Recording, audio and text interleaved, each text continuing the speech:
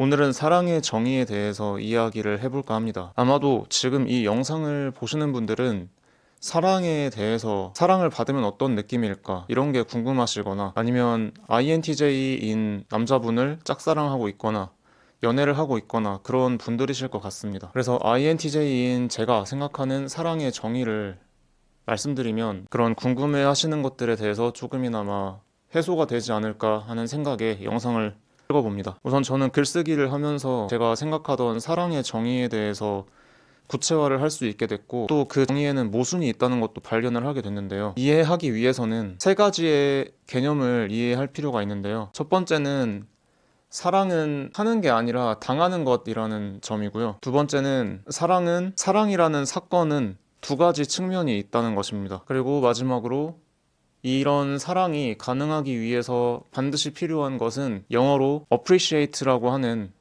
가치를 알아보고 인정해 줄 줄 아는 안목입니다. 아니 무슨 사랑을 이야기하는데 안목이 왜 필요하고 상대 입장과 내 입장 같은 이야기가 왜 나올까 이런 궁금증이 드실 텐데요. 하나씩 제 생각을 풀어보겠습니다. 먼저 사랑은 하는 게 아니라 당하는 것이라는 개념인데요. 이승우 작가님의 사랑의 생애라는 소설이 있습니다. 이 책을 읽으면서 되게 감명을 받았는데 여기에서 말하기를 사랑은 우리는 사랑을 한다 라고 표현을 하는데 사실 사랑은 한다 이렇게 능동적인 동사로 쓸 수가 있는 게 아니라고 해요. 왜냐면 사랑은 그런 것보다 좀 더 기생충 같이 기생충에 감염이 되잖아요. 감염이 돼서 기생충이 원하는 대로 그 숙주가 움직이는 것처럼 사랑도 비슷하게 어느 날 갑자기 사랑이 찾아와서 내가 사랑에 빠져서 그 사랑이라는 기생충에 의해서 원래라면 내가 하지 않았을 행동들을 하게 되고 마치 기생충에 감염된 것처럼 움직이게 된다 라고 그런 비유를 하면서 사랑은 하는 게 아니라 당하는 것이다 이런 표현을 쓰셨는데 거기에 굉장히 동의를 했습니다. 다음으로 이 부분은 제가 글쓰기를 하면서 좀 더 구체화하게 된 부분들인데요. 제가 요새 관심 있게 보는 유튜버 분이 있는데 그분이 라이브에서 사랑의 정의에 대해서 이런 식으로 말씀을 하시더라고요. 인간은 본디 불안정하기 때문에 자신의 가치를 누군가에게 인정받고 싶어 하는 것 같아요. 적어도 이 세상에 한 사람만큼은 내 가치를 무조건 긍정해주는 사람이 있으면 좋겠어서 하는 게 연애가 아닐까 하는 개인적인 생각입니다. 이렇게 말씀을 해주셨는데 저도 처음에 듣고 되게 공감을 많이 했어요. 그런데 제가 앞에서 말씀드렸던 것처럼 INTJ인 제가 생각하는 사랑의 정의를 이야기하기 위해서는 한 가지 측면이 더 필요합니다. 이 인간은 불안정하기 때문에 자신을 무조건 긍정해주는 게 사랑이다 이런 정의도 포함되지만 다른 측면도 생각해 볼 필요가 있다고 생각해요. 왜냐하면 이 측면을 생각하지 않으면 사랑이 지속될 수가 없다고 생각하기 때문입니다. 제가 생각하는 사랑이라는 것은 비유적으로 표현을 하자면 활활 끓어오르는 용암 속에서 얼음집을 짓고 그 집에 살고 있는 나의 소중한 사람을 지켜내는 것. 엄청 추운 빙하의 얼음 속에서 오두막집을 짓고 그 안에 따뜻한 벽난로가 활활 타오르는 그런 집 안에 지내는 내 사람이 바깥에 차가운 빙하 속에서도 바깥에 차가운 빙하들이 있는데도 불구하고 추위를 느끼지 않고 따뜻하고 평화롭게 지내게 해줄 수 있는 것과 비슷한 것 같습니다. 지금 드린 이 비유에서 공통점은 외부 세계는 되게 무섭고 차갑고 냉혹하고 또는 뜨겁고 사람이 지내기가 어려운 세계이고요. 그리고 그 집 안에 내부 세계는 안락하고 평화로운 세계입니다. 그리고 그런 안락한 세계를 지켜냄으로써 내가 사랑하는 사람에게 안식과 평화와 그런 느낌을 주고 세상의 풍파로부터 보호하는 것이 사랑이라고 생각을 해요. 앞에서 제가 인상 깊게 봤던 유튜버 분의 정의는 제가 드렸던 방금 이 비유에서 그 집 안에 살고 있는 사람의 입장에서 느끼는 그런 안락함에 대한 나를 무조건 긍정해주고 나를 지켜주고 나를 좀 더 힐링할 수 있게 도와주는 그런 느낌에 해당하고요. 약간 INTJ의 특성상 전체의 그림을 보려고 하는 성향이 있어서 그런지 저는 이 정의만으로는 그 사랑 전체적인 그림에 대해서 그려볼 수 있다는 생각이 들고 한 가지 측면을 더 고려해야 된다고 생각을 합니다. 그거는 바로 이 평화를 유지할 수 있게 해주는 보이지 않는 노력들. 펄펄 끓어오르는 뜨거운 용암 속에서 얼음집을 짓고 지켜낸다는 건 어떤 걸까요? 용암이 있기 때문에 얼음집을 그대로 놔두면 얼음집이 녹아서 없어질 겁니다. 그러니까 사랑을 그냥 시작하고 내버려 둔다고 해서 사랑받는 그런 느낌이 차고 충만한 느낌이 계속 이어지는 게 아니라 사라진다는 거죠. 이 용암 속의 얼음집을 지켜내기 위해서는 끊임없이 새로운 얼음을 공급해 주거나 전기를 사용해서 계속해서 냉각을 해줘야 할 겁니다. 또는 빙하 속에 벽난로가 타오르는 장작 오두막집이라면 장작을 끊임없이 공급해 줘야 하겠죠. 그런데 여기에서 모순이 생겨요. 얼음을 끊임없이 공급하거나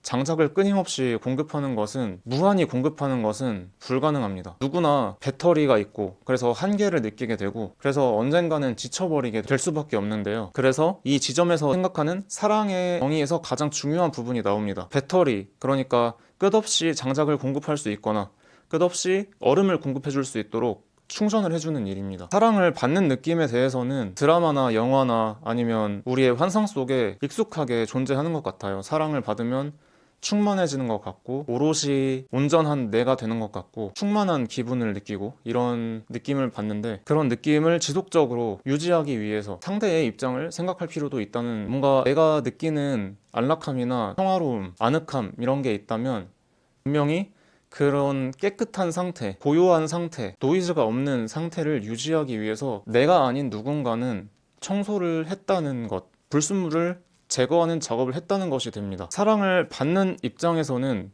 계속해서 사랑을 받기만 하기 때문에 자신이 받는 사랑이 어디에서 어떻게 만들어져서 오는지 생각하기가 어려운 것 같아요. 그런데 사랑을 주는 입장까지 생각을 해보면 그 사랑을 준다는 행위는 계속해서 에너지와 노력 그리고 의지를 필요로 하는 일이라는 것을 깨닫게 됩니다. 여기서 제가 초반에 말했던 세 번째 요소인 appreciate라는 개념이 나오는데요. 제가 영어 단어를 굳이 사용하는 이유는 한국에 이 단어에 매칭되는 딱 맞는 어휘가 없기 때문입니다. 이 말은 감사하다라는 의미도 있지만 사전적으로 어떤 것의 가치를 알아보고 그게 정말 가치 있다는 것을 인정해준다는 의미도 있거든요. 제가 사용하는 맥락에서는 그 두 번째 의미입니다. 무슨 의미냐면 제가 지금 두 가지 측면에 대해서 이야기를 했잖아요. 사랑을 주는 측면, 받는 측면. 그리고 우리는 받는 측면에 더 익숙해 있고 주는 측면에 대해서는 생각해볼 기회가 별로 없다. 하지만 주는 측면에서 드리는 노력이 있기 때문에 받는 측면에서의 그런 감정들이 생길 수 있는 것이다. 이런 이야기를 했고요. 그래서 주는 쪽에서 에너지가 무한하게 있지 않기 때문에 사랑을 받는 쪽에 계속해서 줄 수가 없다. 이 문제가 있는데 이걸 해결할 수 있는 방법이 바로 이 appreciate, 인정해주는 것입니다. 사랑을 받는 쪽에서 사랑을 주는 쪽이 얼마나 큰 노력을 했고 얼마나 많은 자원, 에너지 같은 것들을 들여서 내가 이런 좋은 느낌을 느낄 수 있는지 생각해보고 그것에 대해서 감사하는 마음을 갖고 표현을 해주는 것이 저는 사랑의 핵심, 윤활유라고 생각을 합니다. 이게 없다면 사랑은 마치 예전에 농사기술이 발달하지 않았을 때 농사를 짓고 불태워버리고 또 좋은 비옥한 땅을 찾아서 떠나는 화전 농민들 있잖아요. 그런 형태가 될 수밖에 없다고 생각을 합니다. 왜냐면 지속이 되지 않거든요. 사랑을 받는 느낌에만 치중되고 매몰되면 그 땅의 비옥함, 지력이 다 떨어지면 새로운 땅을 찾아서 떠나는 농민들처럼 나에게 더 이상 사랑을 주지 않는 배터리가 다 된 상대방을 버리고 또다시 충만한 배터리로 나를 사랑해줄 사람을 찾아서 떠나게 되는, 그래서 정착하지 못하고 계속해서 방황할 수밖에 없는 것이죠. 그런데 이 사랑의 순환, 사랑의 주고받음에서 이런 충전되는 경험을 해보신 분들이라면 느끼겠지만 이 충전이라는 게 그러니까 내가 보이지 않게 노력했던 것들을 알아주고 인정해주고 표현해주는 것이 얼마나 큰 충전을 해주는지 엄청나게 큰 충전을 해줍니다. 그러니까 내가 10을 써서 내 에너지가 10인데 10을 써서 이 사람을 위해서 헌신을 했는데 만약에 이 사람이 그 노력을 알아봐 준다면 나는 10만 충전되는 게 아니라 15, 20 이렇게 충전이 됩니다. 사랑을 줄 수 있는 배터리가 방전됐던 사람은 그런 appreciate라는 행위를 통해서 appreciate라는 표현을 받음으로써 다시 한번 에너지를 충전하게 되고, 아 정말 이 사람은 흔치 않게 내가 드리는 이런 노력을 인정해 주는구나. 그동안은 다 화전 농민들처럼 내가 배터리가 다 돼서 더 이상 사랑을 주지 않으면 떠나가고 끝났는데 이 사람은 내가 배터리가 다 되었을 것이라는 것을 알고 이렇게 생각해줘서 고맙다고 표현을 해주는구나. 이렇게 하면서 이 사람은 잡아야겠다. 이 사람한테 평생을 헌신해야겠다. 이런 생각을 하게 되는 것 같습니다. 그래서 이런 appreciate 라는 것을 하기 위해서 중요한 것은 제가 글쓰기를 하면서 이름 지은 건데 2차 연계사고라고 해요. 그러니까 1차 연계사고는 나에 대해서만 생각하는 것이고 2차 연계사고는 내가 이런 행동을 함으로써 상대는 어떻게 느낄까 이런 식으로 2번 걸쳐서 생각을 하는 사고 방식입니다. 글쓰기를 하면 좋은 게 단기적인 시야에서 좀 더 벗어날 수 있다는 건데요. 글쓰기를 할 때 내가 어떤 느낌을 느꼈는지 적고 나면 그걸 읽는 상태에서는 나를 한 발짝 떨어져서 바라볼 수 있기 때문에 한 걸음 더 나아가서 생각을 할 수 있는 여유가 생기는 것 같습니다. 상대의 입장, 상대는 어떻게 생각을 했을까? 어떤 그때 기분이었을까? 누가 했던 명언인지 기억은 안 나는데 이런 말이 있었어요. 비난하기는 쉽다. 하지만 칭찬하기는 어렵다. 왜냐면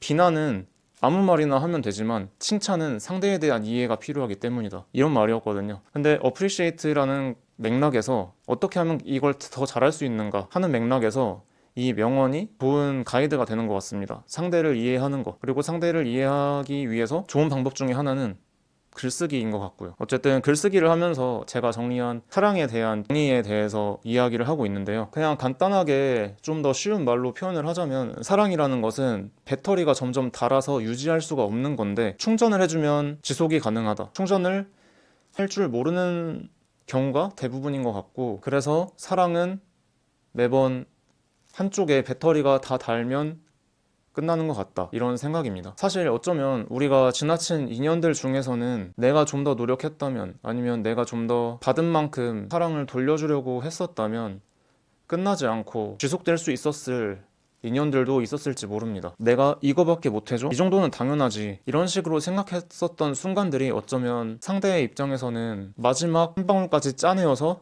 해줬던 마지막 사랑이었을 수도 있을지 모릅니다. 그래서 제가 정의하는 사랑은 이런 내용이고요. INTJ들이 나무보다는 숲을 보려고 하다 보니까 받는 쪽과 주는 쪽 둘 다의 상태를 고려하면서 두 개 다 충족이 되어야 사랑이 지속 가능하다. 그래서 이런 제가 생각하는 사랑의 정의는 이렇기 때문에 사실 사람 마음이라는 게 내 마음 하나 바꾸기에도 쉽지가 않은데 마음과 나의 마음이 같은 방향을 바라보고 내가 말하지 않아도 상대는 나를 알아주려고 노력하는 것 그리고 나 역시 상대의 노력을 알아주려고 노력하는 것 이 두 가지의 2차 연계 사고가 작용을 해서 유지가 될 수 있는 게 사랑이라고 생각을 하기 때문에 사랑은 정말 쉽지 않은 것 같고 또 생겨나기도 쉽지 않은 것 같습니다. 제가 썼던 글의 원문은 댓글에 남겨둘 테니 혹시라도 궁금하신 분들은 더 읽어보시면 좋을 것 같습니다. 여기까지 봐주신 분들 계시다면 감사드리고요. 다음에 또 생각할 만한 영상으로 찾아오겠습니다. 감사합니다.